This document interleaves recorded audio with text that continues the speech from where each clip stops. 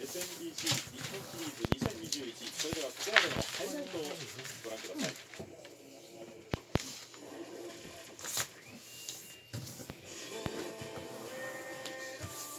5回の表、山本由伸の投球です。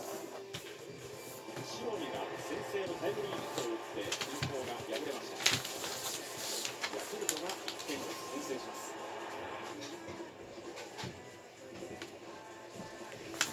しかし5回の裏、ツーアウトランナーセカンドで1番福田の打球は前に落ちていきます。同点のタイムリーヒット、オリックスが追いつきます。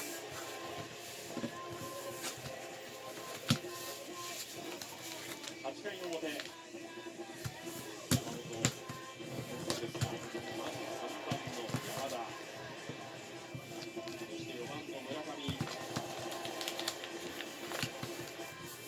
らにはサンタナと、圧巻でしたね。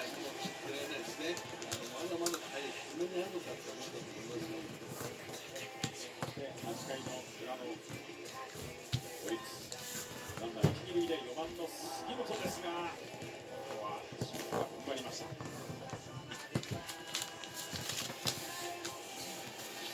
番のPの方をファーストゴロ。9回、8回を投げ終えた後、ベンチで握手をしましたが、9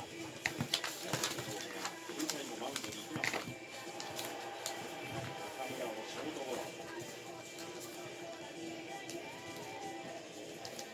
オスナ宮本と打ち取って9回までを1点に抑えた山本投手です。なお山本投手の141球という球数はプロ入り後最多ということで、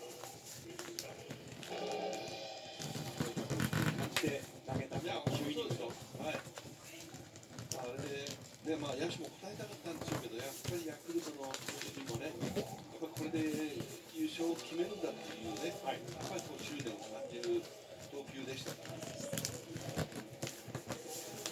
そして試合はこのシリーズ初めての延長戦に入ります。延長は12回まであります。第8戦以降はその延長の制限はありません。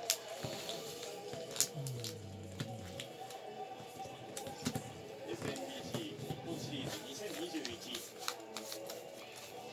まさに糸井さん、このシリーズを象徴するような、今日の第6戦のこの展開じゃないでしょうか。1戦目からすごい白熱してる試合がね、全部